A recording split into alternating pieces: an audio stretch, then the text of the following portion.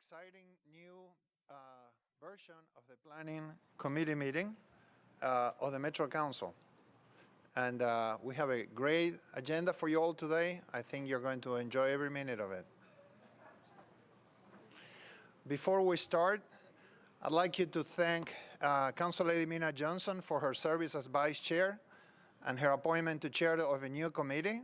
And so she's not going to be able to continue chairing this committee, vice chairing this committee. So thank you, Council Lady, for your support and your help with this committee.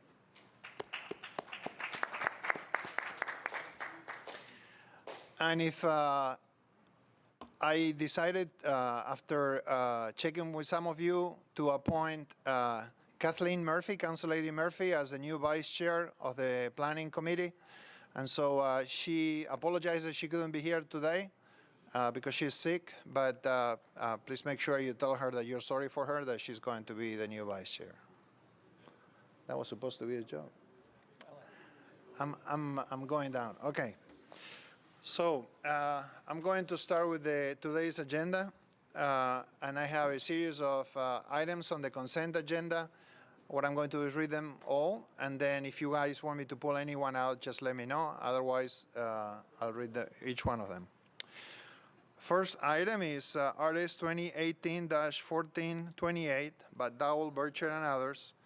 It approves an amendment to the participation agreement between Metro Public Works and Century Farms, LLC for the design and construction of access roads connecting Cane Ridge Road and Old Franklin Road to the I-24 interchange at Hickory Hollow Parkway. Next item is BL 2018-1330 by O'Connell, Bedney, and Elrod.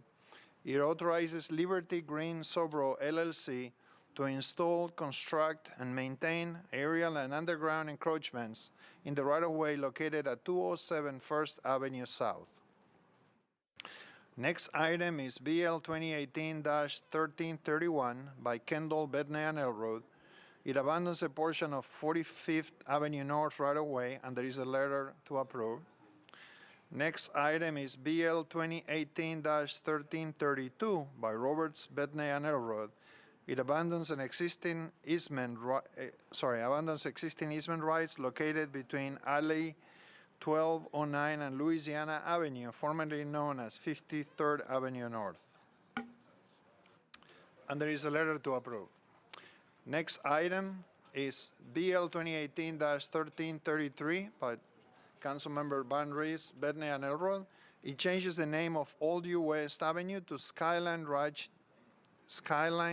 Ridge Drive.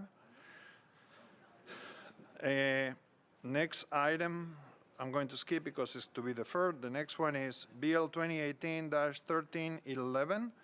It changes 0.89 acres from RS 15 to SP zoning for the property located at 3606 Fairview Drive to permit 5 lots with 2 family lots for a total of 7 residential units.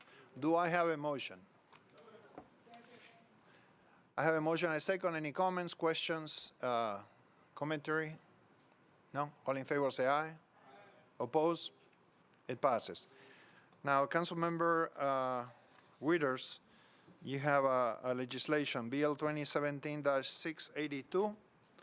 It changes 5.32 acres from MUGA R6 and RS5 to SPMU zoning for property located at 1101 and 1108 Gallatin Avenue, 1105, 1107, 1109, 1111 Sharpie Avenue, and Sharpie Avenue and number 1408 and 1048 and 1050 West Greenwood Avenue and 1110 Greenwood Avenue to permit a mixed-use development. Yes. Councilmember Withers. Thank you, Chair Bedney. Just wanted to confirm with Mr. Jameson, but my understanding is that this item needs to be deferred by rule for 1 meeting, and that then we will present it for discussion at the October 16th Planning, Zoning, and Historical Committee. So my motion would be to request a committee deferral for 1 meeting. Is that correct? Correct. And resend back to the committee? Yes, please. Yes. So we have a motion. Do I have a second? All in favor say aye. All right. Oppose? That's the end of the discussion on the items that we have in front of us. So I'm going to ask, because it's a short meeting, if you can give us a short breakdown for the people that are watching on TV, what does it take to get a rezoning done in Nashville? The 1-minute version. So a rezoning is a legislative process that starts with an application to the Planning Commission. It goes to the Planning Commission where there's a public hearing. The Planning Commission makes a recommendation to the Metro Council, and then the legislation moves through the council where there is also a public hearing at second reading, and that is, in a nutshell, it's generally a 4 to 6 month process. Okay. Councilmember Glover. Thank you, Chair. May I ask a question? When the staff spends a lot of time with the various council members and we walk through every aspect of a particular project, as, you know, I'll just say Project A as an example, and then we go through everything and the staff makes a recommendation, what's the likelihood of that being approved by the commission? So staff makes their recommendation based on the land use policy, which is what we look at to Correct. guide our recommendations. The Planning Commission does not necessarily always agree with staff, but I would hesitate to give a percentage. I think that it more often than not, the recommendation, a recommendation of approval comes from Planning Commission if staff recommends it, but not always. Okay, but, so let me rephrase the question, I guess. You guys spend a lot of time looking at every aspect of a project. And so before you ever make a recommendation, you've looked at every aspect of the project. I'm talking about traffic, fire, a number, you know, schools, et cetera, before you make a recommendation, if you say approve or disapprove it.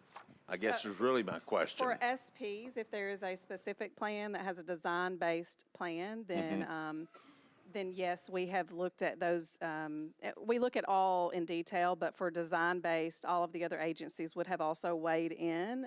We generally won't take something to the commission unless we have received a recommendation of approval from all of the reviewing agencies, which includes water services, traffic and parking, public works, stormwater, and fire. And so we wait until we have recommendations from them before we would make a recommendation. Now, there are some cases where we can get a recommendation from all other agencies because it meets their standards of review.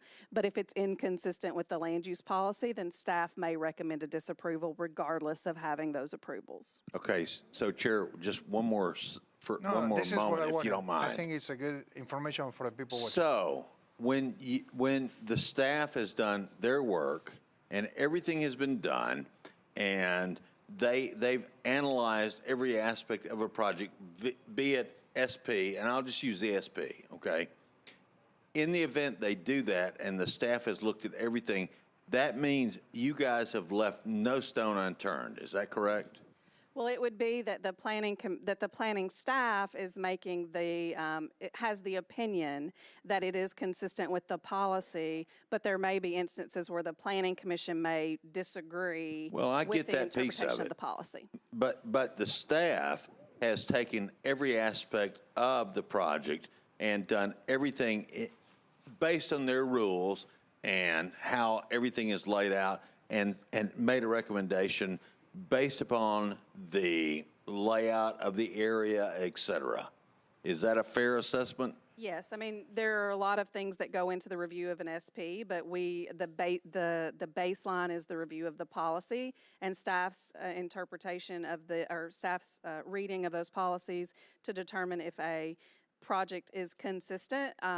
There isn't necessarily one project that would be the only project that could be consistent with the policy, but there would be a range of things that could be found to be consistent with the land use policies, depending on the context, the street network, where they're located, environmental constraints, those sorts of things. So I'm certain you're not going to be able to answer this question, but would you say, could you take a guess at how many hours the staff spends on a project when it comes to you guys before it ever goes to the Planning Commission?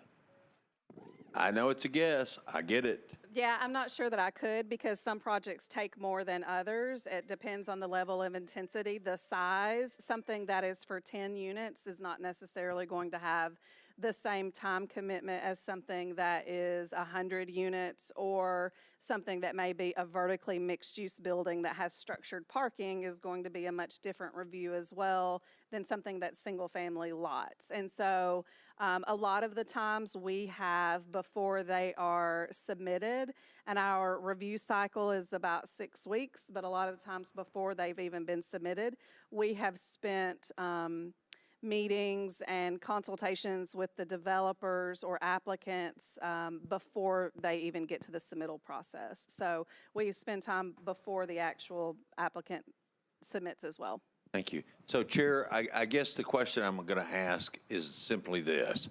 The cost of when they submit this, is it sufficient to at least cover the cost of what the staff does there, which I don't know, and frankly, wasn't trying to put you on the spot. Application cost? Yeah, application cost, yes. That's a good question. Well, I'm just wondering, I mean, if it's even close, because I know in all the projects that I have, and I'm certain here in the room, all the projects we have in this room, they spend a lot of time to understand what's going on and how to do it, and they're pretty diligent on the way they do it. And so when they reach a conclusion of saying we approve or disapprove, I think it'd be good for the people to understand how much work has already gone into it. We can send them a letter to the director of the department and see what feedback we get. But that's a good question. Thank you, Councilmember. Thank you, Chair. So the point that I wanted to make for the people watching is, what does it take to do a rezoning in Nashville? And then I'm going to finish the question by asking the council here, do people have a natural right to get an upzoning or a change of zoning in Nashville? Generally, no, they do not have a right to upzoning, nor an absolute right to downzoning. What has changed in the last few years has been the Tennessee General Assembly has made clear through the Vested Property Rights Act that you do have a right to maintain your current zoning. So once there's a development that has submitted a site plan, there's little, if anything, this council can do, as it is seen in particular instances, to alter that. And that is the vested property rights.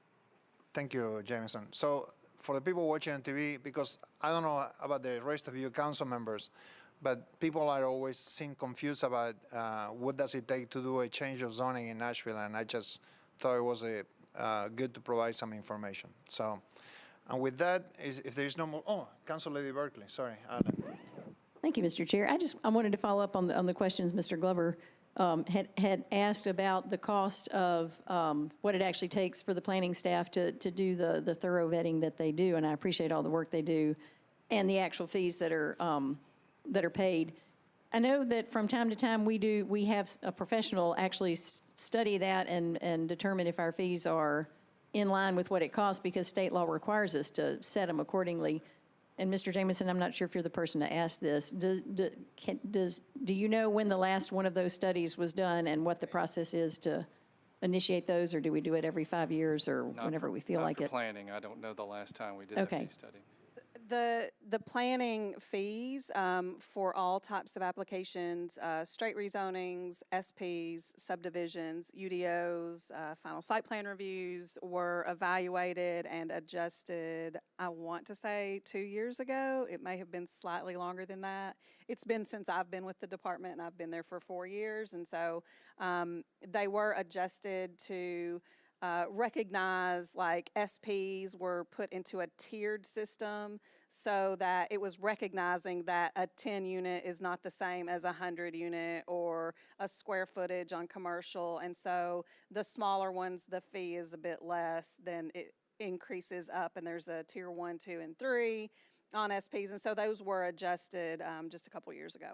Okay, thank you. Well, thank you all. With that, the meeting is adjourned.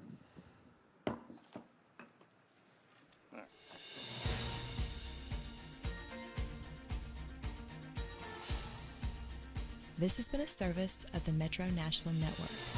If you would like to see this presentation again, or for more information about this and other programs, visit nashville.gov.